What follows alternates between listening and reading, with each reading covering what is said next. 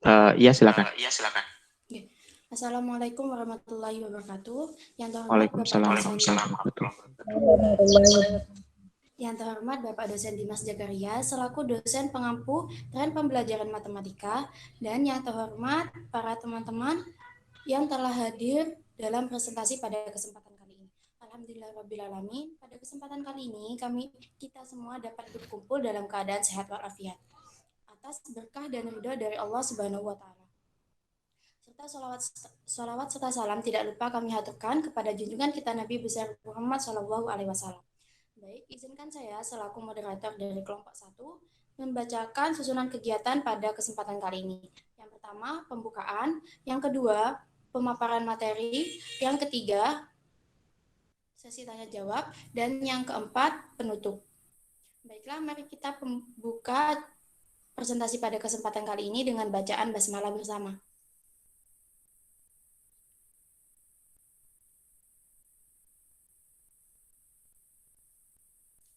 Baik, saya serahkan kepada pemateri untuk menjelaskan materi yang akan disampaikan. Assalamualaikum warahmatullahi wabarakatuh.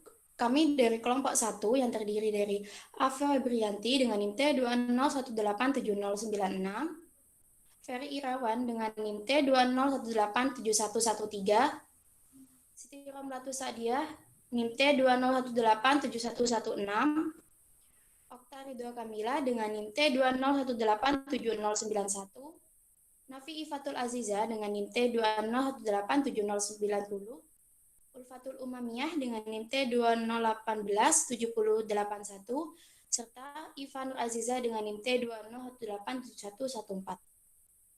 Kami di sini akan membahas tentang tren kurikulum pembelajaran matematika. Pembahasan yang pertama yaitu pengertian kurikulum. Secara etimologis, kurikulum berasal dari kata yang diambil dari bahasa Yunani, yaitu kurir yang artinya pelari, serta kurire yang artinya tempat berpacu. Istilah ini dahulunya digunakan dalam dunia olahraga. Jika ditinjau dari segi istilah, kata kurikulum dapat diartikan sebagai suatu jarak yang harus ditempuh oleh seorang pelari agar bisa mendapatkan medali yang diinginkan atau penghargaan lainnya. Selanjutnya, pengertian kurikulum menurut para ahli. Menurut Undang-Undang Nomor 20 Tahun 2003, yaitu seperangkat rencana dan pengaturan mengenai tujuan, isi, dan bahan pelajaran, serta cara yang digunakan sebagai pedoman penyelenggaraan kegiatan pembelajaran untuk mencapai tujuan pendidikan tertentu. Menurut Profesor Dr. S. Nasution, MA, dalam bukunya yang bertajuk Kurikulum dan Pengajaran, beliau menyatakan bahwa kurikulum adalah serangkaian rencana yang disusun demi melancarkan proses belajar mengajar.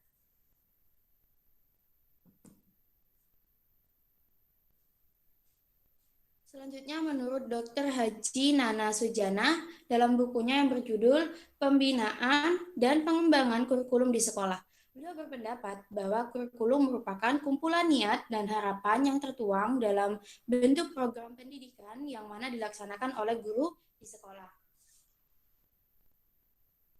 Adapun suatu kurikulum itu memiliki fungsi. Fungsi yang pertama yaitu penyelesaian, fungsi kedua integrasi, fungsi ketiga diferensial, fungsi persiapan, fungsi pemilihan, serta fungsi diagnosis.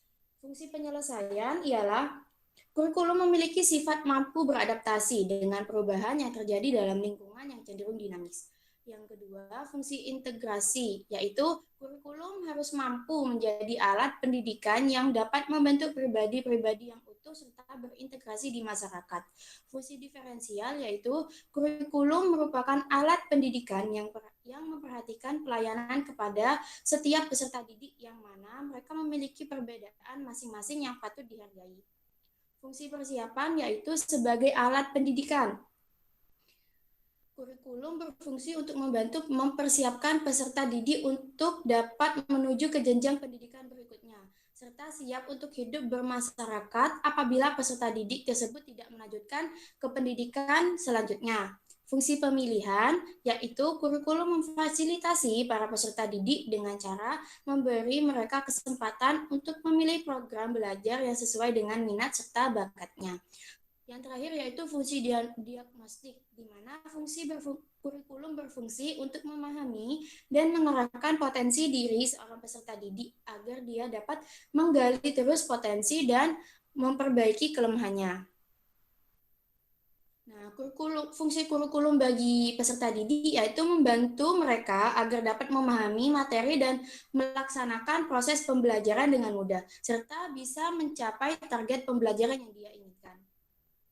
Tujuan utama dari kurikulum ialah untuk mempersiapkan peserta didik agar dapat menjadi pribadi serta warga negara yang kreatif, inovatif, beriman, dan juga afektif ketika dia berada pada lingkungan masyarakat.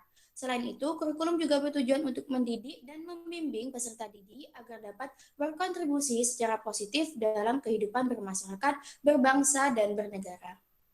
Baik, itu saja yang dapat saya sampaikan. Selanjutnya, akan disampaikan oleh pemateri kedua, yaitu kepada Mas Ferry Irawan, dipersilahkan.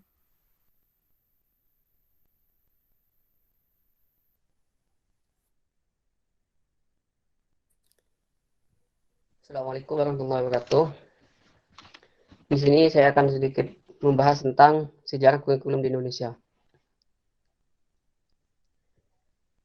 Yang pertama yaitu kurikulum 1947. Rencana Pelajaran 1947. Kurikulum pertama yaitu kurikulum yang 1947 bernama Rencana Pelajaran 1947 yang lahir pada masa kemerdekaan, memakai istilah dalam bahasa Belanda Leerplan yang berarti rencana pelajaran. Istilah ini lebih populer dibanding istilah kurikulum atau bahasa Inggris.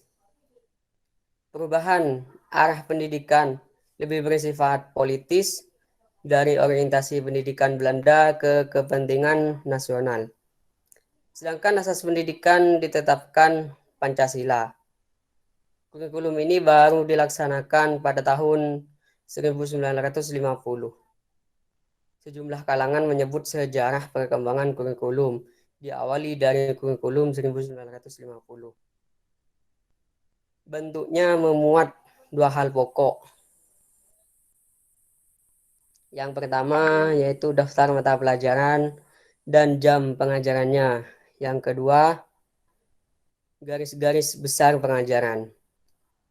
Nah, pada zaman itu, kurikulum pendidikan di Indonesia masih dipengaruhi sistem pendidikan kolonial Belanda dan Jepang, sehingga hanya meneruskan yang pernah digunakan sebelumnya.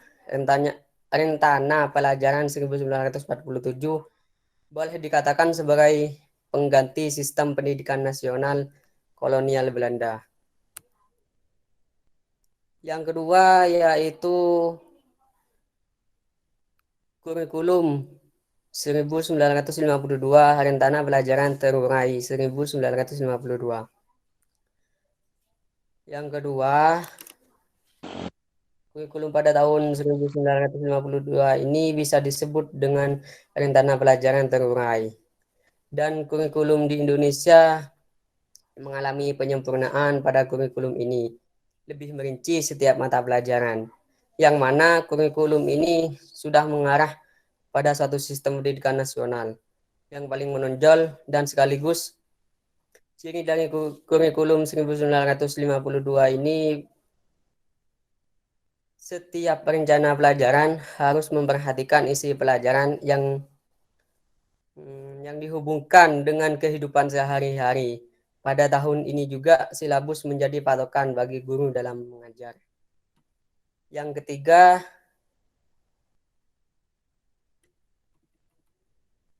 kurikulum 1964, Rencana Pelajaran Terurai 1964. Nah, setelah tahun 1952 menjelang tahun 1964, pemerintah kembali menyempurnakan sistem kurikulum di Indonesia. Pada tahun kali ini, kurikulum diberi nama Rencana Pendidikan 1964. pokok-pokok pikiran yang ada pada kurikulum 1964 adalah pemerintah mempunyai keinginan agar rakyat mendapat pengetahuan akademik untuk untuk pembelaan pada jenjang SD, sehingga pembelajaran diputuskan pada program Pancawardhana, yaitu pengembangan moral, kecerdasan emosional atau artistik, kepribadian dan jasmani. Hal itu menjadi ciri-ciri kurikulum rencana pendidikan 1964. Ada sebagian yang menyebutkan Pancawardhana berfokus pada pengembangan daya cipta rasa, karsa, karya, dan moral.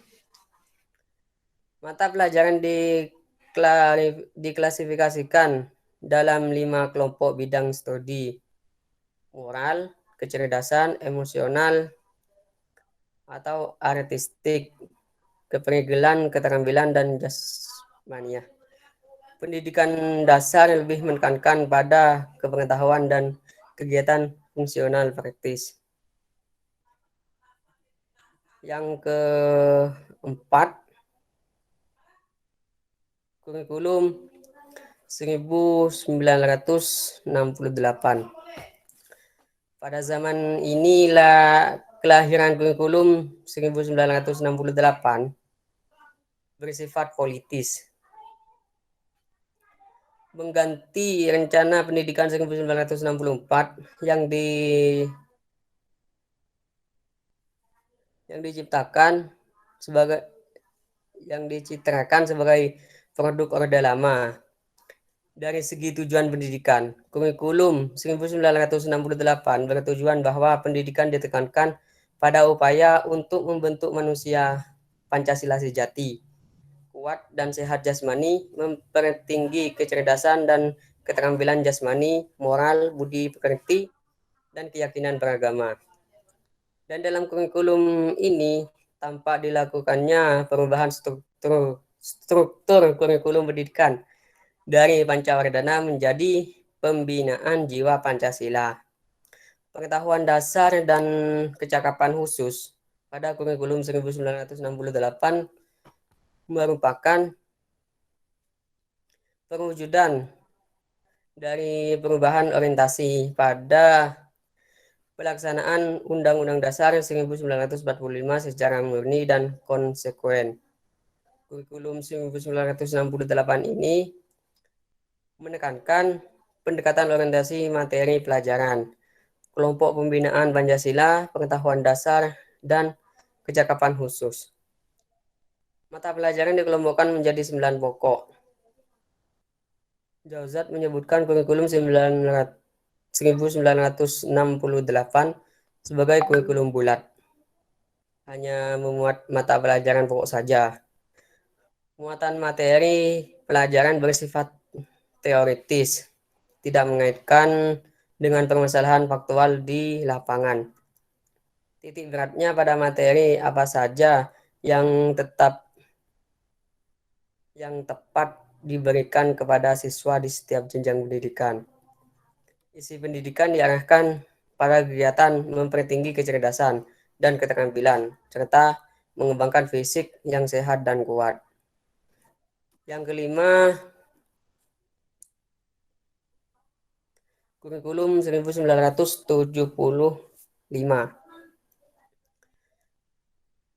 Pada kurikulum ini menekankan pada tujuan agar pendidikan lebih efektif dan efisien. Yang melatar belakangi lahirnya kurikulum ini adalah pengaruh konsep di bidang manajemen, yaitu MBO, Manajemen by Objective, yang terkenal saat ini. Saat itu, metode materi dan tujuan pengajaran dirinci dalam prosedur pengembangan sistem instruksional PPSI yang dikenal dengan istilah satuan pelajaran, yaitu rencana pelajaran setiap satuan bahasan. Setiap satuan pelajaran dirinci menjadi tujuan instruksional umum atau TIU. Tujuan instruksional khusus atau TIK. Materi pelajaran, alat pelajaran, kegiatan belajar mengajar, dan evaluasi kurikulum. Kurikulum 1975 banyak mendapatkan kritikan. Guru dibuat sibuk menulis rincian apa yang akan dicapai dari setiap kegiatan pelajaran. Yang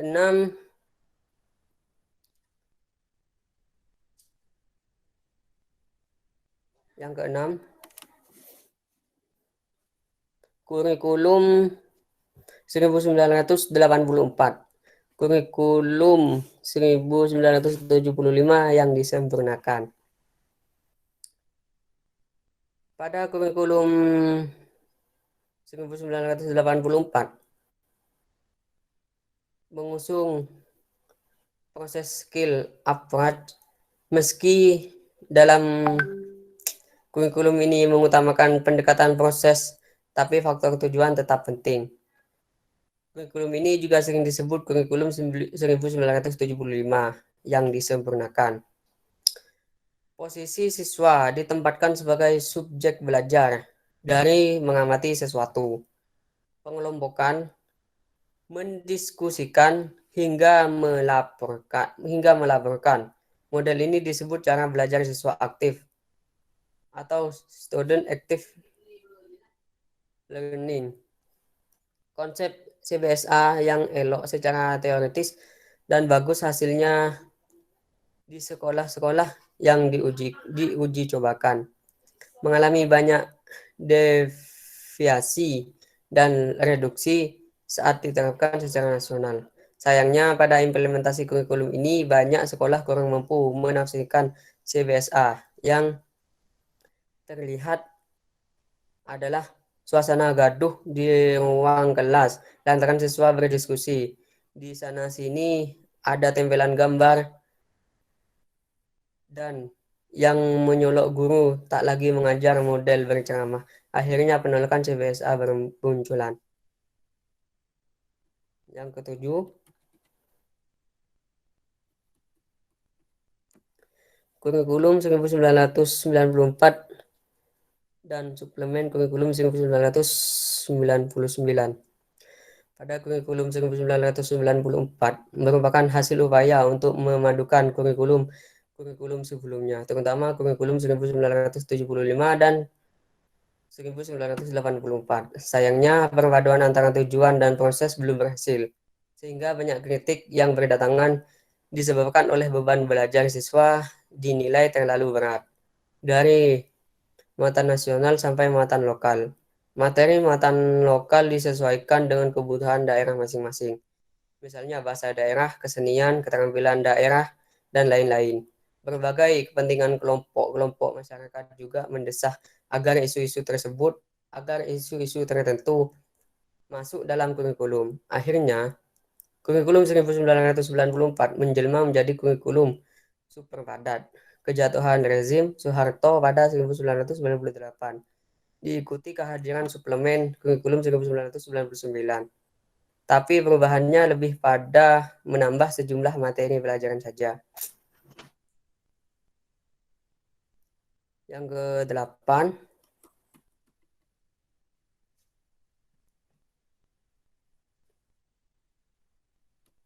kurikulum 2004 atau KKB, kurikulum berbasis kompetensi.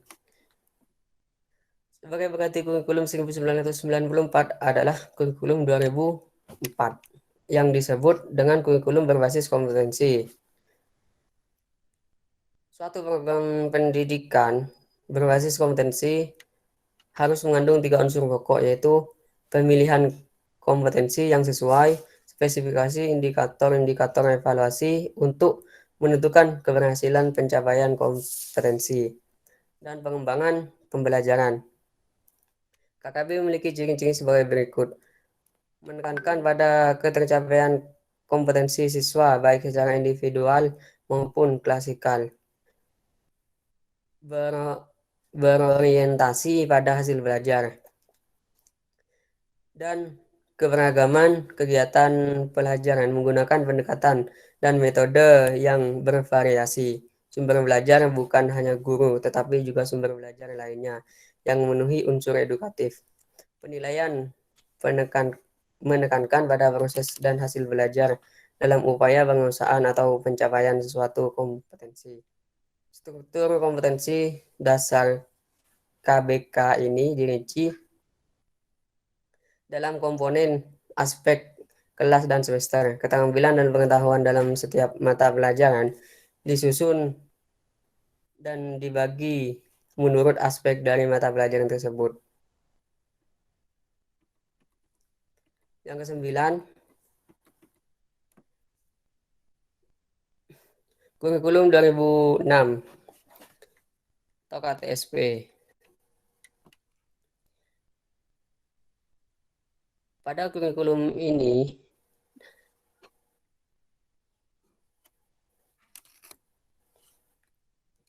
pelaksanaan KKB masih diuji dalam terbatas.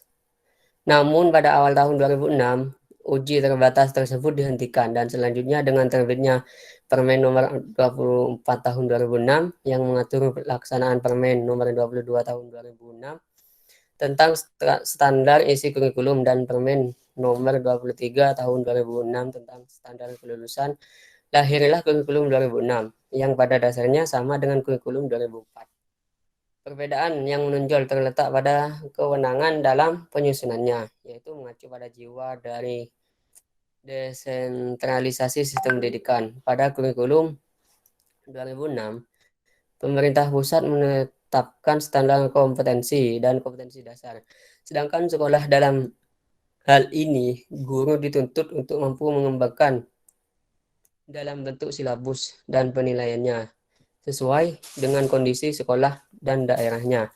Hasil pengembangan dari semua mata pelajaran dihimpun menjadi sebuah perangkat yang dinamakan kurikulum tingkat satuan pendidikan atau KTSP.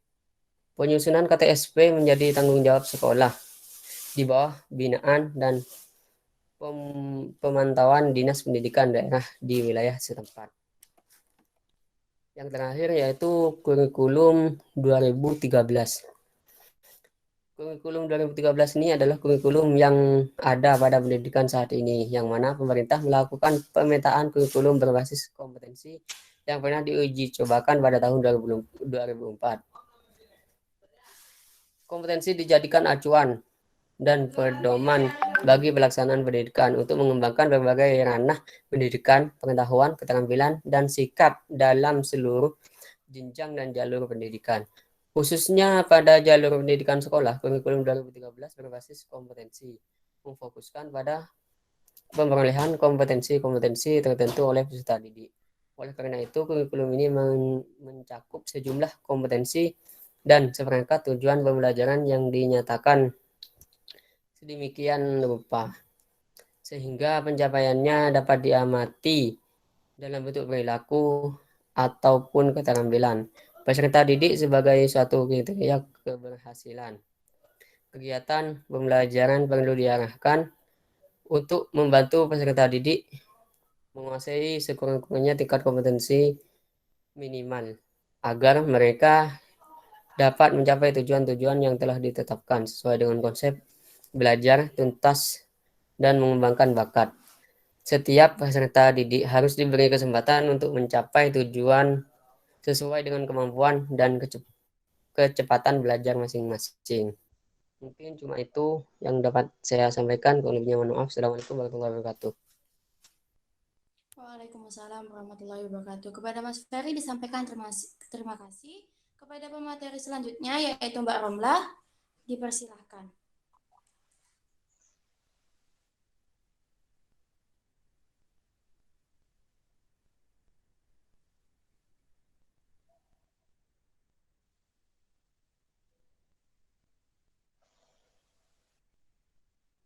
Suaranya nggak kedengeran ya?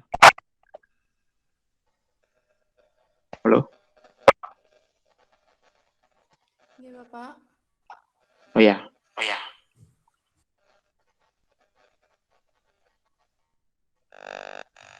Suaranya Mbak Romlah bisa diperjelas lagi?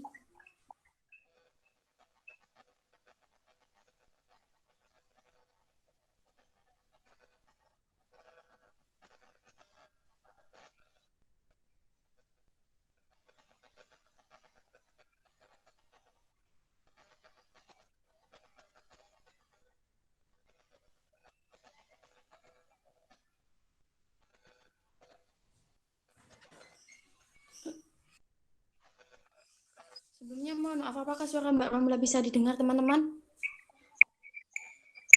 Tidak. Tidak bisa, Mbak. Bisa didengar.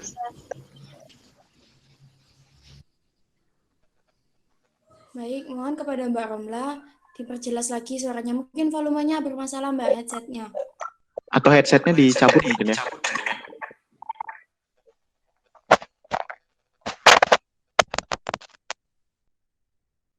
Ya, saya nggak pakai headset sudah. Apa kedengeran? Ya, Bisa, Mbak. sudah bisa terdengar. Iya. Baik, monggo Mbak Romla dipersilahkan. Saya kedengeran.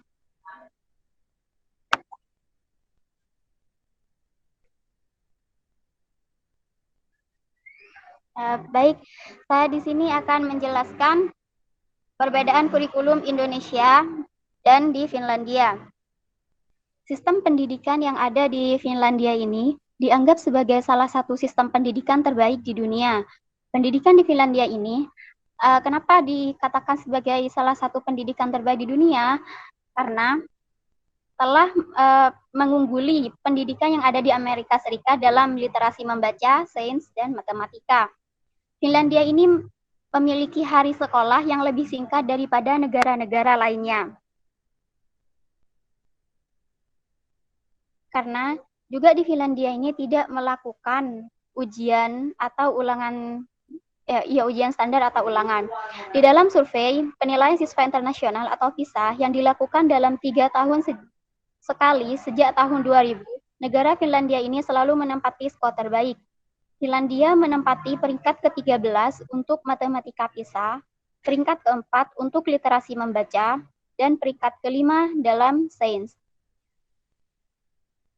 Dilansir dari laporan Singbik kemarinnya saya yang membaca,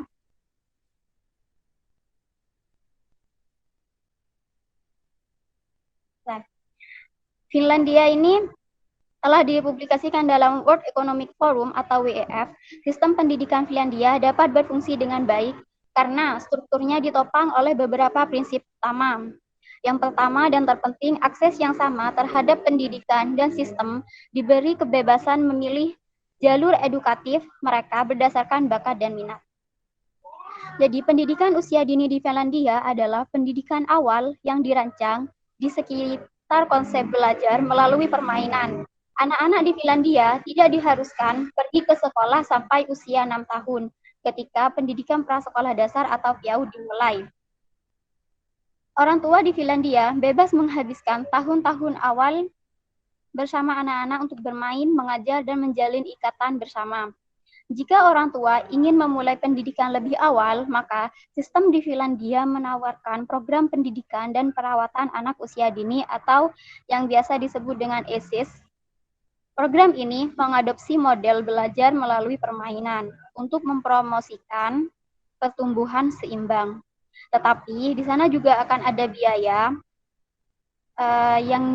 dan juga akan mendapat subsidi untuk biaya pendidikan PAUD. Nah, orang tua kira-kira hanya membayar 14% dari total biaya pendidikan tersebut, dan jumlahnya akan disesuaikan berdasarkan pendapatan dan jumlah anak. Program ini sangat populer di sana karena angka partisipasi sekolah di Finlandia untuk anak-anak usia 3 hingga 5 tahun mencapai hampir 80%. Di Finlandia, ketika anak sudah mencapai 7 tahun, anak-anak masuk pendidikan dasar. Dan di Finlandia juga tidak membagi antara pendidikan dasar dan sekolah menengah pertama. Tidak sepertinya di Indonesia. Kalau di Indonesia itu kan dibagi ya antara SD, SMP, dan SMA. Sedangkan di Finlandia itu tidak terbagi seperti itu.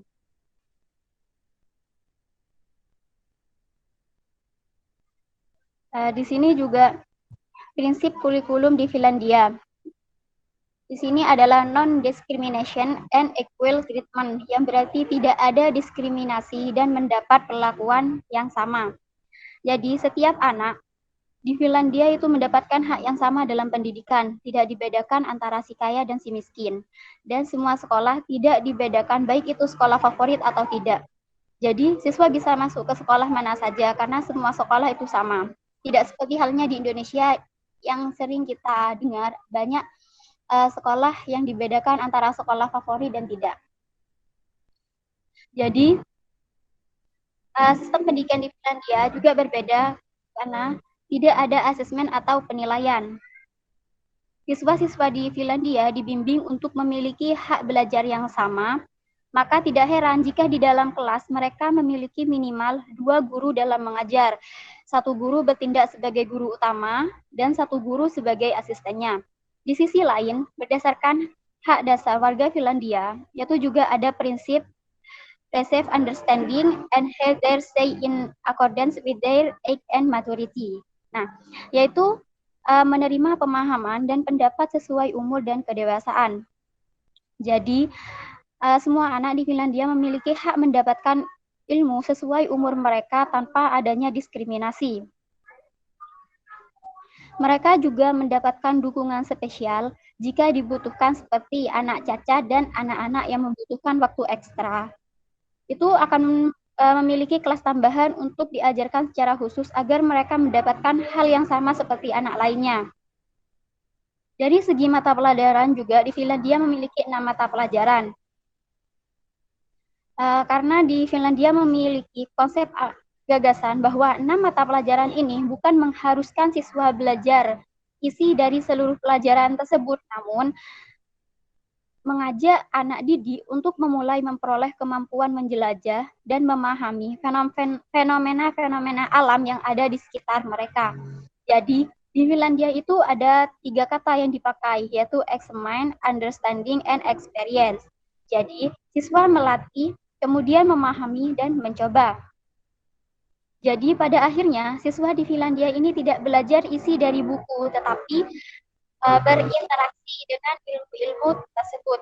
Tentunya dengan fasilitas yang lengkap di setiap sekolah, baik itu sekolah di desa maupun sekolah di kota. Hal menarik lainnya yang ada di Finlandia adalah bagaimana seorang guru mengajar tidak sebatas hanya di dalam kelas, tetapi siswa juga diajak mengeksplorasi pengetahuan secara langsung di luar kelas ketika bahan ajar berkaitan dengan lingkungan. Jadi, dalam hal ini, siswa tidak semata-mata belajar teori, namun terjun langsung ke lapangan untuk membuka wawasan mereka tentang alam demi mendapatkan pengetahuan dari pengalaman secara langsung. Jadi tidak heran jika di Finlandia ada yang namanya parental engagement. Nah, di sini orang tua siswa juga terlibat dalam pendidikan anak. Jadi mereka juga secara tidak langsung memiliki ikatan kerjasama dengan sekolah. Tujuannya apa? Yaitu agar memungkinkan pihak sekolah tahu bakat anak secara akurat lebih dini. Jadi apa yang dibutuhkan si anak lebih tersalurkan di sekolah dengan informasi dari orang tuanya ke pihak sekolah. Dan luar biasa bukan jika mereka melakukan dalam bentuk diskusi bersama orang tua dan staf. Tidak sama halnya dengan di Indonesia. Kalau di Indonesia itu kan pendidikan Indonesia tidak melibatkan orang tua sama sekali dalam pembuatan kurikulum. Nah, jika di Finlandia ini melibatkan orang tua siswa agar mereka juga tahu perkembangan anak mereka itu sampai di mana gitu. Juga orang tua ini memiliki hak mengevaluasi kurikulum sehingga mereka mempunyai hak memberikan saran untuk perkembangan si anak. Jadi ketika orang tua di Finlandia itu mengikuti diskusi evaluasi di dalam kurikulum dan orang tua juga sudah mengetahui kemampuan anaknya itu sampai mana. Jadi setiap orang tua itu bebas memberikan pendapat kepada staf-staf yang berada di Finlandia tersebut. Juga di Finlandia ini, orang tua di Finlandia tidak sekedar mendaftarkan anak sekolah dan terus selesai. Mereka juga mempunyai tanggung jawab sebagai orang tua untuk memonitori kemajuan si anak dengan baik melalui keterlibatan, memberikan saran dan pendapat untuk perbaikan kurikulum jika dibutuhkan. Mungkin cukup sekian penjelasan dari saya dan itu perbedaannya. Saya kembalikan kepada Mbak Afifah. Terima kasih Mbak Romlah. Selanjutnya kepada Mbak Okta dipersilahkan. Terima kasih kepada moderator. Selanjutnya saya akan menjelaskan tentang perbedaan pendidikan di Indonesia dan di Jepang. Sebenarnya yang sering dijadikan acuan perbedaan perbandingan kurikulum itu adalah negara Finlandia. Namun kali Sebelumnya mohon maaf menyela, agak singkat ya. Oke. Jadi poin-poinnya aja. Jadi untuk perbedaan pendidikan di Indonesia dan di Jepang, yang pertama yang akan kita bahas adalah pendidikan di Jepang itu awalnya dimulai dari pendidikan karakter. Jadi karakter mereka yang saling menghargai kepada orang lain, kemudian menghargai hasil kerja orang lain, dan juga semangat mereka untuk terus berusaha belajar. Nah, pada tahun 1947, berlaku hukum dasar pendidikan yang ditetapkan melalui pendidikan sekolah yang seluruhnya atas dasar 6334 beserta tujuan khusus di setiap jenjangnya. Namun, setelah masuk era modern, Menteri Pendidikan Jepang menerapkan wajibnya belajar sepanjang hayat. Nah, di sini kami menemukan ada beberapa mohon maaf, teman saya itu salah satunya ada yang pernah belajar di Jepang. Menurut mereka, setiap tempat dan di setiap sudut kota di negara Jepang itu pasti akan menyediakan buku atau di situ ada seperti tempat baca gitu. Jadi mungkin pemberlakuan belajar sepanjang hayat seperti yang dimaksudkan. Kemudian untuk menyokong pendidikan di Jepang itu anggarannya sangatlah tinggi. Anggaran pendidikan di Jepang mencapai 31,6%, sedangkan di Indonesia hanya memiliki anggaran sebesar 20%. Kemudian untuk lisensi menjadi guru di negara Jepang jauh lebih sulit karena selain mengikuti les yang diselenggarakan oleh pemerintah, mereka juga harus mengikuti tes di daerah yang akan ditempati karena setiap daerah memiliki standar yang berbeda-beda. Jadi ketika di Indonesia hanya mengikuti PPG saja, setelah itu selesai mereka menjadi misalkan PNS gitu, tapi kalau di Jepang selain dia mengikuti tes yang diselenggarakan oleh negara, juga mengikuti tes di setiap daerah.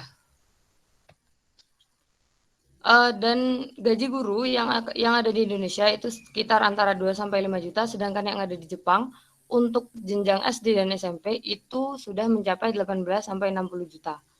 Jadi mungkin dari sini semangat guru untuk mengajar dan juga untuk mendidik dengan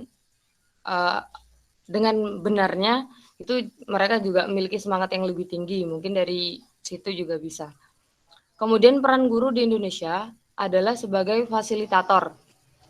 Sedangkan di Jepang, guru memfasilitasi siswa agar menjadi kelas yang menyenangkan, anak harus mengerti dan juga harus bisa. Nah, dari sebenarnya ada beberapa yang juga yang berbeda. Jadi misalkan dari segi jenjang pendidikannya, jadi kalau di Jepang itu hampir sama dengan Finlandia tadi. Setiap anak sebelum dia memasuki usia sekolah dasar, anak itu diharuskan belajar tapi sesuai dengan passion mereka, apa yang mereka inginkan seperti itu. Jadi kalau di Indonesia itu kan sudah terkonsep, jadi mulai ada misalkan PAUD, ada TK, SD, SMP, dan SMA gitu. Sedangkan untuk jenjang SMA-nya, kalau di Jepang itu memiliki apa ya, kayak seperti itu seperti SMK gitu. Jadi kalau misalkan dia memang ingin melanjutkan ke universitas, nanti ada memang untuk yang lanjutan universitas. Kalau misalkan dia memang untuk langsung bekerja, nanti juga ada langsung misalkan di sini di SMK gitu. Dari yang menurut saya juga yang mempengaruhi pendidikan di Jepang juga dari kedisiplinan. Jadi disiplinnya di sana di negara Jepang untuk keterlambatan itu tidak ada toleransi. Jadi setiap siswa yang terlambat 1, 2 atau sampai 5 menit itu sudah tidak diperbolehkan untuk masuk ke dalam kelas gitu. Sedangkan kalau di Indonesia masih banyak toleransi, misalkan boleh terlambat 15 menit dan yang lainnya seperti itu. Juga untuk kedisiplinan misalkan kebersihan, di sana hanya membuang putung rokok itu mendapatkan denda sekitar 750.000. Jadi mungkin dari segi aspek kebudayaan juga mempengaruhi dari perbedaan pendidikan di Indonesia dan di Jepang. Terima kasih, mungkin cukup itu saja dari saya.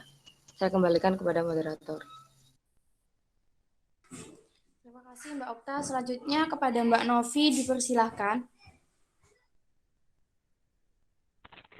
Baik, Assalamualaikum warahmatullahi wabarakatuh. Di sini saya akan menjelaskan tentang perbandingan kurikulum Indonesia dengan Amerika Serikat.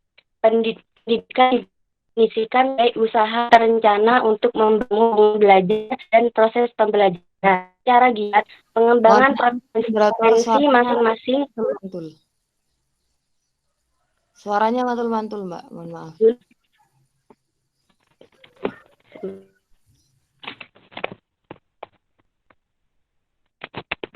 Kedengaran, Mbak?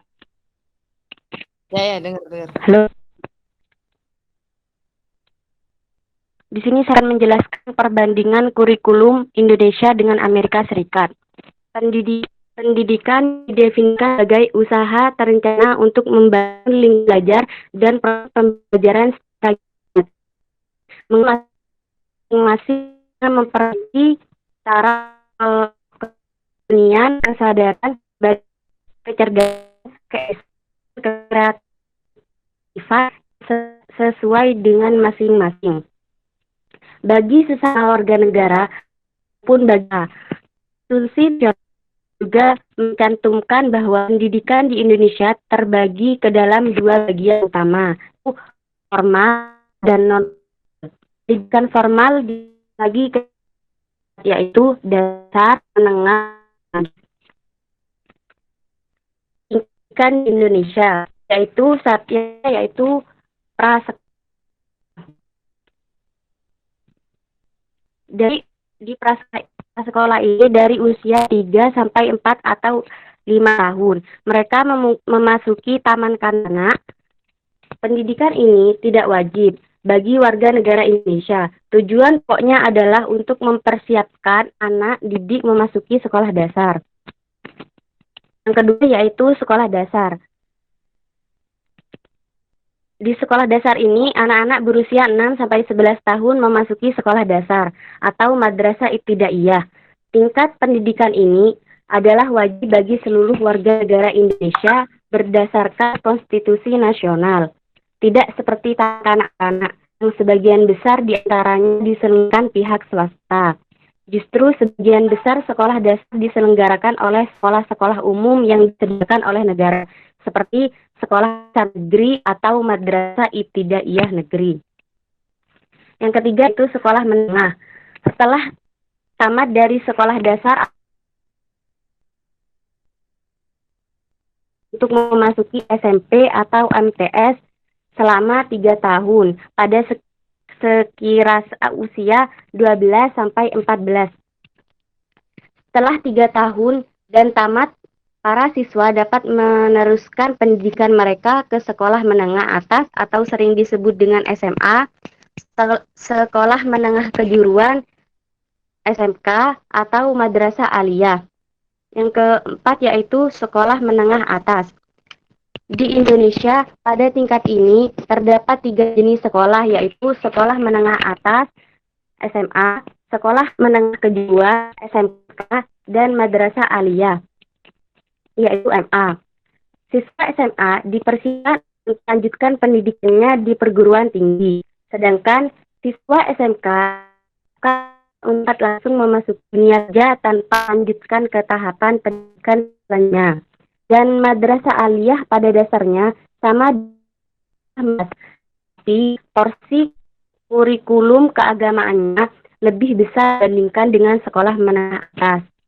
Selanjutnya yaitu setelah menengah atas,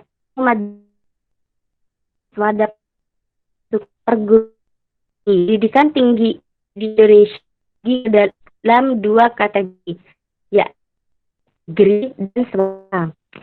Keduanya dipandu oleh Menteri Nasional.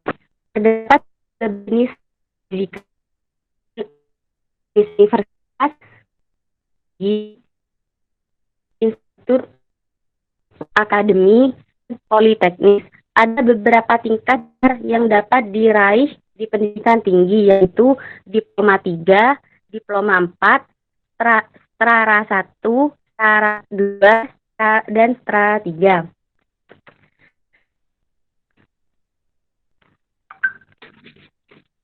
Pendidikan di Amerika Serikat. Pendidikan di Amerika Serikat disediakan oleh sektor publik dengan kontrol dan pendanaan yang berasal dari 3 tingkat, yaitu federal, negara bagian, dan lokal. Pendidikan adalah wajib. Pendidikan umum tersedia secara universal. Kurikulum sekolah, pendanaan, pengajaran, pekerjaan, dan kebijakan lainnya diatur melalui lokal dipilih Dewan Sekolah dengan yurisdiksi atau distrik sekolah dengan banyak arahan dari legislatif negara. Sekian dari saya kembalikan kepada moderator. Terima kasih Mbak Novi. Selanjutnya kepada Mbak Mia, dipersilahkan. Terima kasih kepada moderator.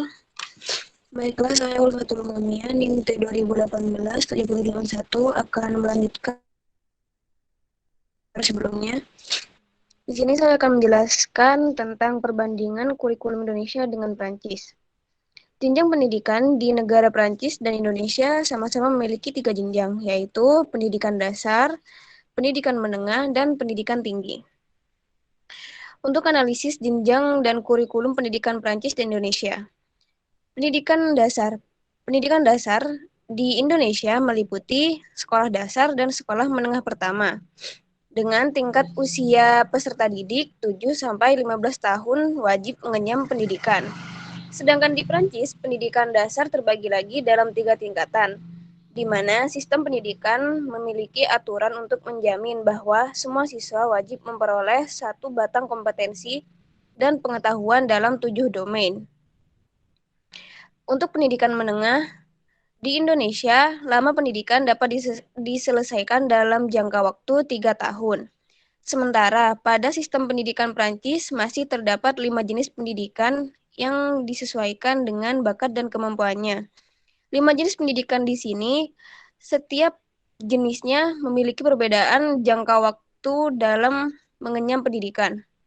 Ini menunjukkan bahwa adanya perbedaan antara pendidikan menengah antara Indonesia dan Prancis. Pendidikan tinggi di Prancis memperoleh pendidikan harus mengikuti beberapa tahapan yang pada akhirnya akan mendapatkan gelar setelah mengikuti ujian negara sesuai dengan jurusan yang dipilih mahasiswa. Sementara mengenai kurikulum pendidikan secara keseluruhan bersifat sentralisasi yang diatur oleh sebuah Komisi Nasional Pendidikan. Di Indonesia pun demikian, bahwa pendidikan tinggi terdiri dari berbagai bentuk, baik akademi, politeknik, sekolah tinggi, institut, atau universitas. Namun, pada persoalan kurikulum pendidikan tinggi di Indonesia memiliki wewenang dalam hal penyelenggaraan pendidikan. Di Prancis, sistem pendidikan bersifat sentralisasi. Pengembangan kurikulum sekolah diatur oleh sebuah komisi nasional beranggotakan Korps Inspektur Jenderal. Cangkupan kurikulum bersifat nasional dan sedikit sekali peluang yang diberikan untuk muatan lokal daerah. Di Indonesia, sistem pendidikan bersifat desentralisasi, walaupun masih ada hal-hal tertentu yang bersifat sentralisasi. Contohnya ujian nasional. Namun, pelaksanaan kegiatan pendidikan dalam satuan pendidikan didasarkan atas kurikulum yang berlaku secara nasional dan kurikulum yang disesuaikan. Sekian dari saya kembalikan kepada moderator. Terima kasih. Sama-sama Mbak Mia. Selanjutnya kepada Mbak Iva. Kepada Mbak Iva dipersilahkan.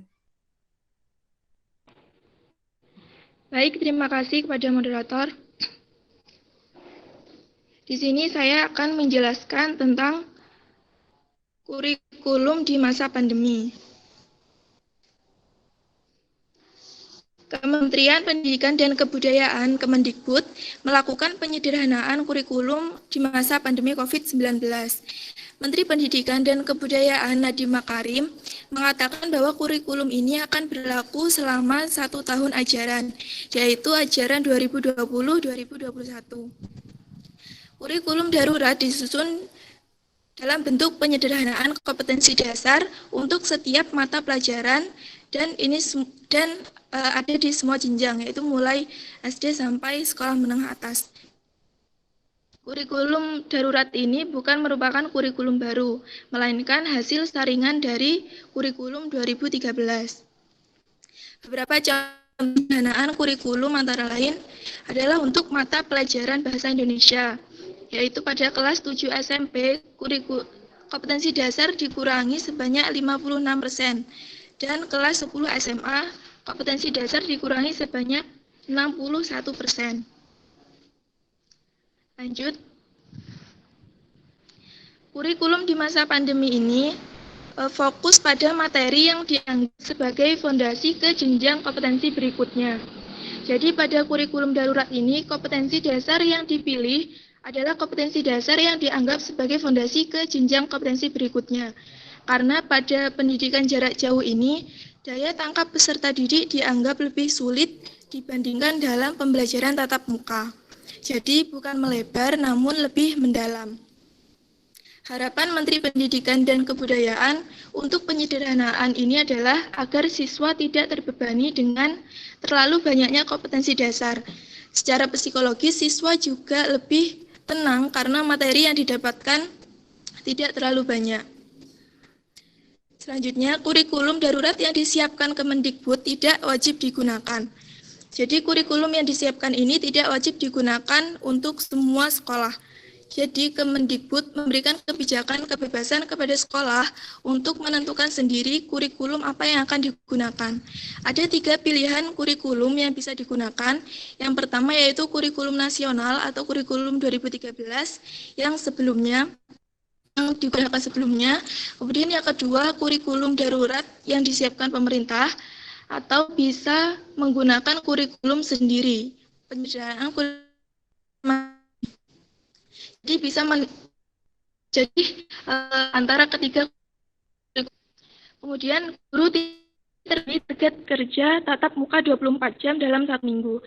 Jika sebelum masa pandemi COVID itu memiliki target kerja 24 jam dalam 1 minggu, di masa pandemi COVID ini tidak berlaku. Jadi guru bisa memberikan pembelajaran interaktif kepada siswa tanpa perlu mengajar pemenuhan jam. Kemudian yang selanjutnya dibutuhkan peran orang tua. Masa pendidikan jarak jauh ini juga memerlukan peran orang tua untuk dapat aktif berpartisipasi dalam proses belajar mengajar. Karena pada proses pembelajaran di rumah ini, guru tidak bisa mendampingi proses belajar siswa sepenuhnya. Jadi dengan adanya orang tua, ada yang bisa membantu guru untuk mengontrol kegiatan belajar siswa di rumah. Yang selanjutnya, Kemendikbud juga menyediakan modul-modul pembelajaran untuk PAUD dan SD. Jadi untuk PAUD dan SD, ini disiapkan modul-modul pembelajaran yang